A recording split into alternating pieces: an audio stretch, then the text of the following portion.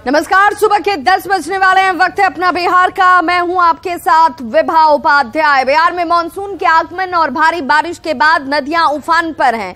नदियों में कटाव हो रहा है। गांव, खेत, खलिहान, मकान और दुकान कटाव की चपेट में है। लोगों में दहशत है। बिहार के 29 जिले बाढ़ प्रभावित हैं और ऐसे में बिहार सरकार ने बाढ़ से निपटने के लिए बड़ी तैयारी की है।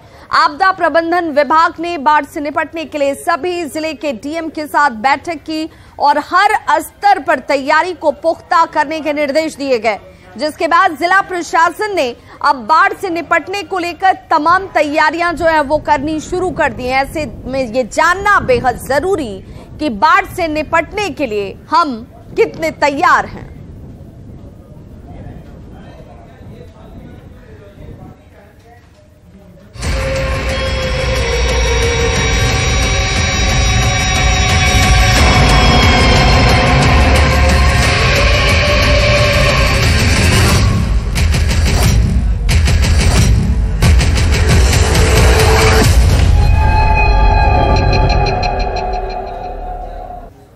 राजधानी पटना में गंगा नदी उफान पर है और एक बार फिर से गंगा के जलस्तर में बढ़ोतरी देखी जा रही है। दरअसल बारिश के बाद इलाहाबाद, वाराणसी और बक्सर में गंगा का जलस्तर तेजी से बढ़ रहा है। अनुमान है कि राजधानी में कई जगहों पर गंगा नदी का जलस्तर और ज्यादा बढ़ सकता है। लिहाजा जिला प्रशासन ने सभी सीओ, बीडीओ और अधिकारियों को हालात पर नजर रखने के निर्देश दिए हैं।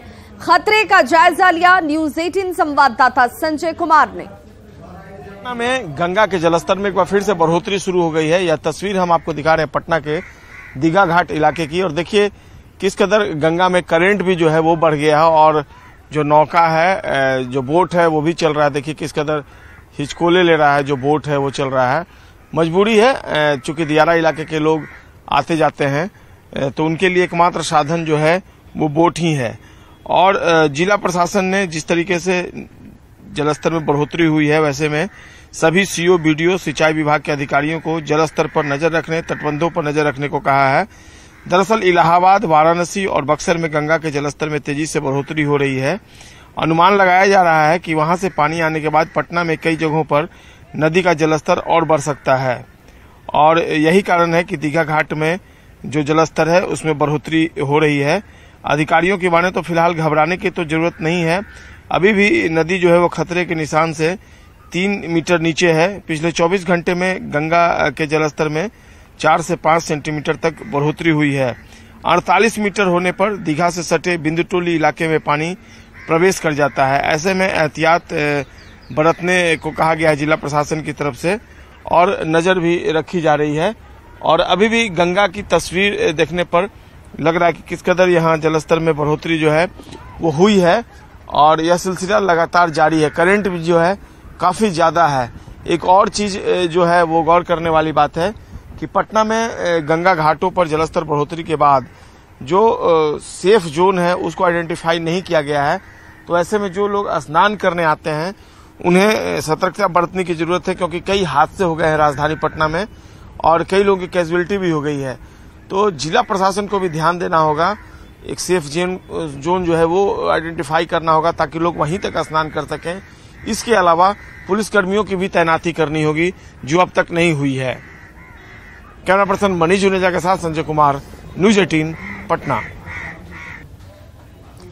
तो गंगा के उफान पे रहने की वजह से लोगों के बीच दहशत जो है वो साफ नजर आनी शुरू हो चुकी है। पूर्णिया के अमौर और बैसा प्रखंड की बात करें तो यहाँ पर कनकई, महानंदा, दास, बखरा और परमान नदी में उफान की वजह से कई इलाके में बाढ़ आ चुकी है। बैसा प्रखंड में 3 सड़कें बाढ़ के पानी में कट गई हैं। सड़कों के कटने से हजारों लोगों का प्रखंड मुख्यालय से संपर्क टूट चुका है। लोगों का आवागमन पूरी तरह से ठप है। वहीं कनकई नदी में उफान की वजह से सैकड़ों घरों में अब कनकई नदी का पानी समा गया है। लोगों का कहना है कि जिले में हर तरफ जल प्रलय जैसे हालात बने हुए नजर आते हैं। ये रोड बढ़िया टू बढ़िया मुख्यमंत्री ग्राम संपर्क रोड है, जो 2021 में नदी कटान में रोड विध्वंस हो गया। लगभग 300 मीटर 100 मीटर के आसपास रोड नदी में कट के गिर गया था और उसी बार अप्रोच पथ बनाया गया जो अच्छा ढंग से बनाया नहीं गया, जिस कारण तो भागलपुर में कोसी नदी ने कहर बरपाना शुरू कर दिया है। जिले के नौगछिया अनुमंडल के कदवा दियारा के ठाकुर जी कचहरी टोला में एक सप्ताह से कटाव लगातार चल रहा है और कोसी नदी की धारा गांव की ओर मुड़ चुकी है, जिससे लोग बेहद डरे सहमे हुए हैं।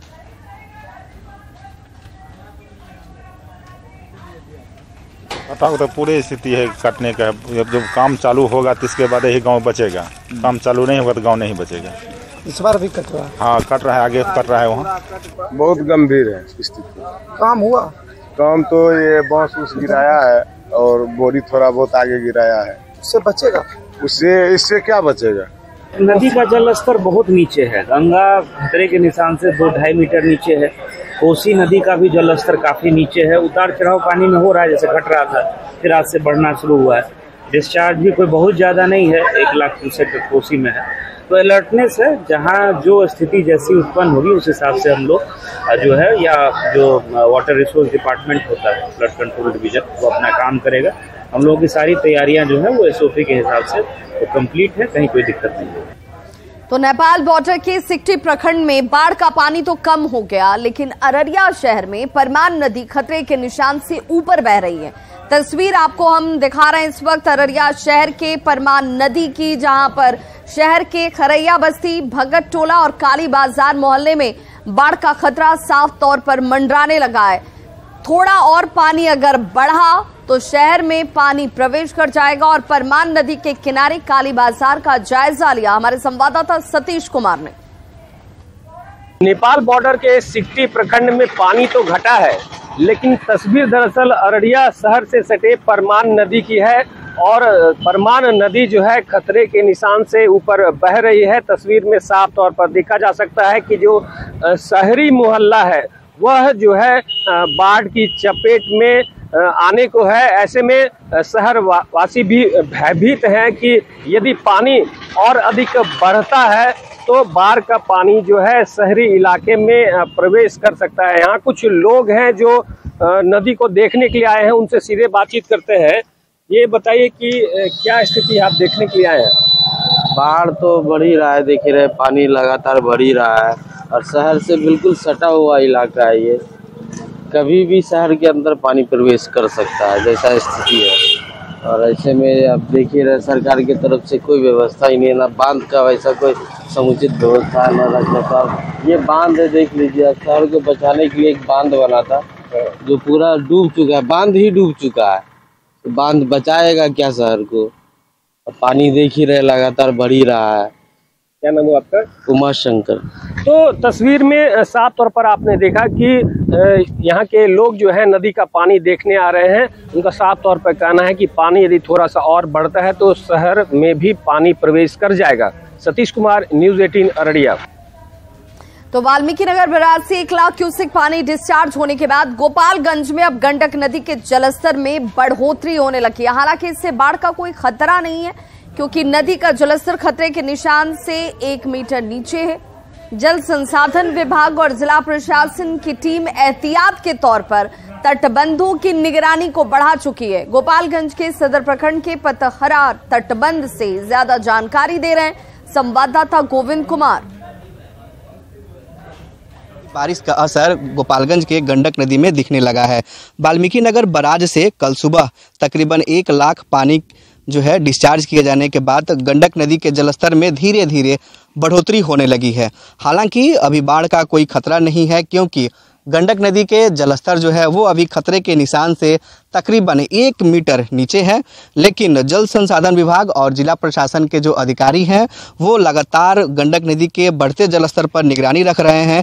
इसके अलावा तटबंध के पास जो है जल संसाधन विभाग के अभियंताओं को तैनात कर दिया गया है। डीएम डॉक्टर नवल किशोर चौधरी ने कहा है कि जलस्तर में जिस तरह से बढ़ोतरी हो रही है उससे आने वाले समय में खतरा बढ़ सकता है, लेकिन फिलहाल गंडक नदी के जलस्तर में उस तरह से वृद्धि नहीं हो रही है जिससे खतरा मंडरा सकता है, क्योंकि वाल्मीकि नगर बराज से जो पानी का डिस्चार्ज है वो तकरीबन 1 लाख तक का है। और वाल्मीकि नगर बराज से जब पानी का डिस्चार्ज होता है तो गोपालगंज में गंडक नदी में तकरीबन 24 घंटे के आसपास में ये पानी पहुंचता है और ऐसे में जलस्तर में कमी होने के कारण कई इलाकों में कटाव का भी खतरा बना हुआ है। तो गंडक नदी अभी सामान्य स्थिति में है क्योंकि जलस्तर काफ़ी नीचे है और जल संसाधन विभाग के जो अभियंता है उनका कहना है कि गंडक नदी के जलस्तर अभी भी खतरे के निशान से 1 मीटर नीचे है। ऐसे में निचले इलाके में जो लोग बसे हैं उन पर अभी फिलहाल कोई बाढ़ का खतरा नहीं है। गोविंद कुमार, न्यूज़ 18 गोपालगंज।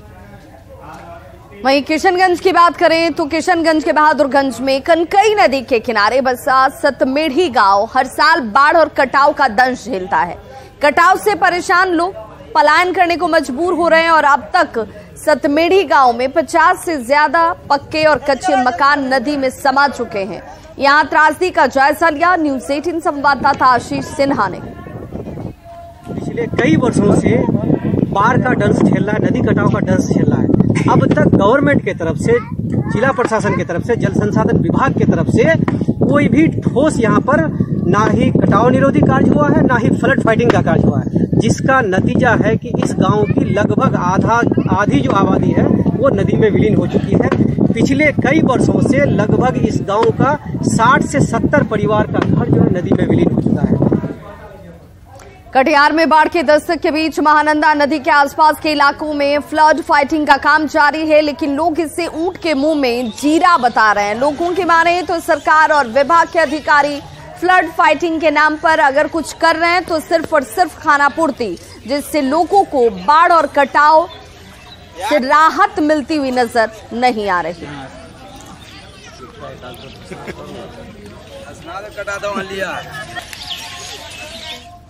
ये इमामनगर सीमंदी टोला है जो महानंदा के किनारे में बसा हुआ है कौन काल से, और ये महानंदा नदी इस तरह से कट रहा है कि लगता है कि इसी साल में एक गांव कट करके खत्म हो जाएगा।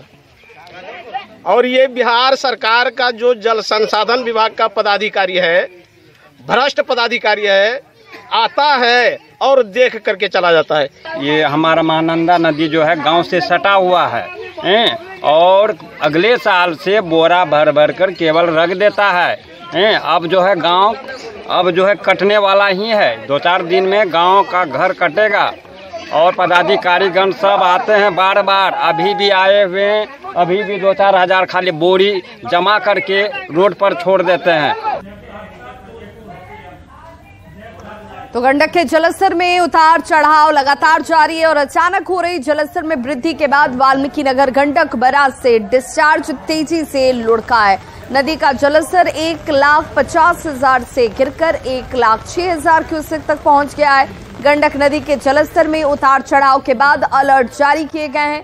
वाल्मीकि नगर गंडक बराज से ताजा हालात बता रहे हैं हमारे सहयोगी मुन्ना राज। नेपाल के जल अधिग्रहण क्षेत्रों में रुक रुक कर हो रही बारिश के बाद गंडक नदी के जलस्तर में उतार चढ़ाव जारी है। वाल्मीकि नगर में जो गंडक नदी का जलस्तर है उसके जलस्तर में लगातार उतार चढ़ाव देखा जा रहा है और नेपाल के पहाड़ों में जब भी पानी होता है उसका सीधा असर गंडक नदी के जलस्तर पर पड़ता है। यही कारण है कि जब भी नेपाल में पानी हो रहा है तो गंडक नदी का जलस्तर बढ़ रहा है और धीरे धीरे गंडक नदी का जलस्तर बढ़कर 1.5 लाख क्यूसेक को कल पार कर गया था। हालांकि अभी जलस्तर में थोड़ी बहुत कमी जरूर आई है, लेकिन जिस तरह से लगातार बारिश के बाद नदी का जलस्तर बढ़ रहा है तो आने वाले दिनों में यह बाढ़ की एक आहट लेकर जरूर आ रही है गंडक नदी। और पिछले 36 घंटों की बात करें तो वाल्मीकि नगर गंडक बराज पर बढ़ते जलस्तर के बाद जो हाई अलर्ट किया गया था उसको अभी भी बरकरार रखा गया है और अभियंताओं को निर्देश किया गया है कि लगातार गंडक बराज पर वो कैंप करें और इसके साथ ही बांधों और तटबंधों की सुरक्षा को लेकर भी दिशा निर्देश दिए गए हैं। और जिला प्रशासन की बात करें तो सभी अंचलाधिकारियों को निचले इलाकों में निगरानी रखने के निर्देश जारी किए गए हैं। मुन्ना राज, न्यूज़ 18 वाल्मीकि नगर।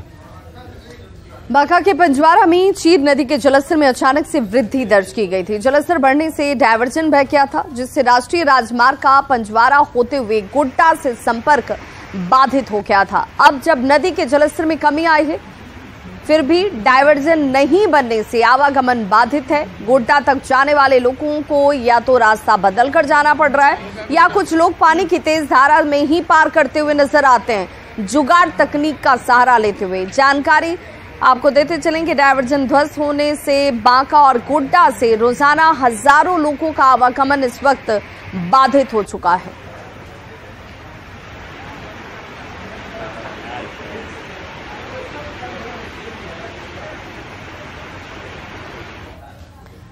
तो बाढ़ जिसकी आहट से लोग डरे सहमे हुए हैं, जिसे लेकर आपदा प्रबंधन विभाग की बात करें, जल संसाधन विभाग की बात करें, वो अब अलर्ट मोड पर है और बार बार और हर साल बाढ़ की त्रासदी कैसे बिहार के लोगों को सता रही है वो समझना जरूरी है। किस तरह नेपाल में बहने वाली नदियां जब बिहार में प्रवेश करती हैं तो तबाही मचाती हैं।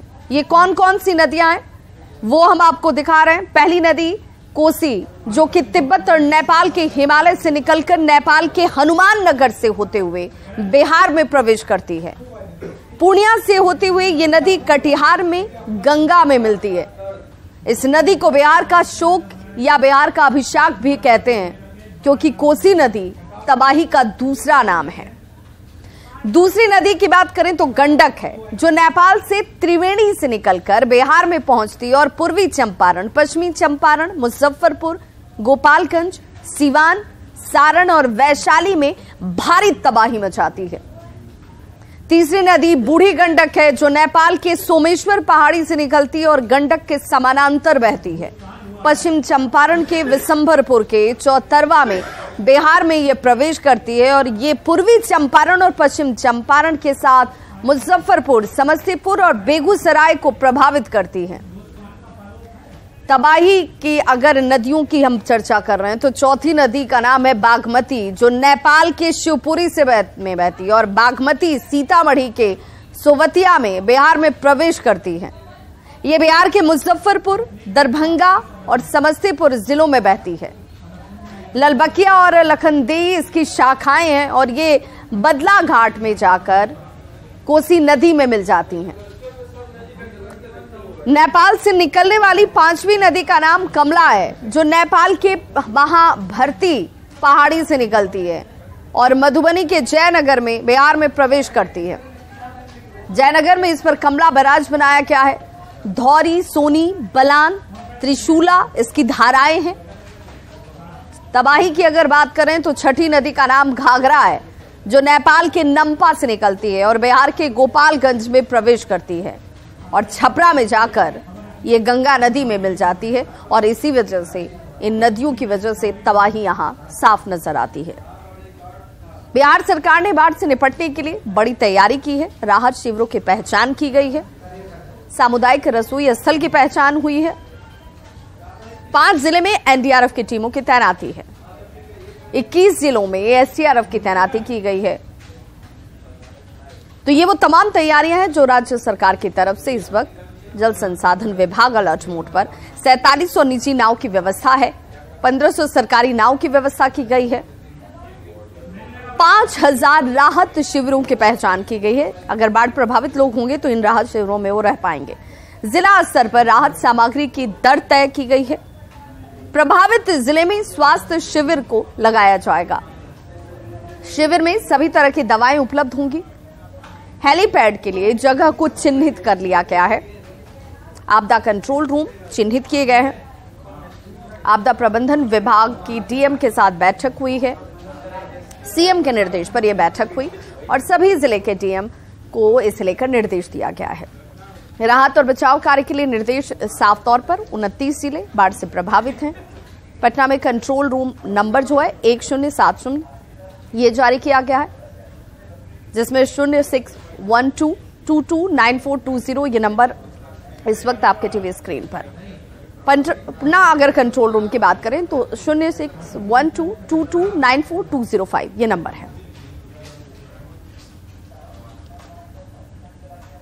तो अररिया में परमान नदी उफान पर है, जलस्तर खतरे के निशान से ऊपर बह रही है। तस्वीर अररिया शहर के सटे बसंतपुर की हम आपको इस वक्त टीवी स्क्रीन पर दिखा रहे हैं, जहां सैकड़ों एकड़ लगी धान फसल डूब चुकी।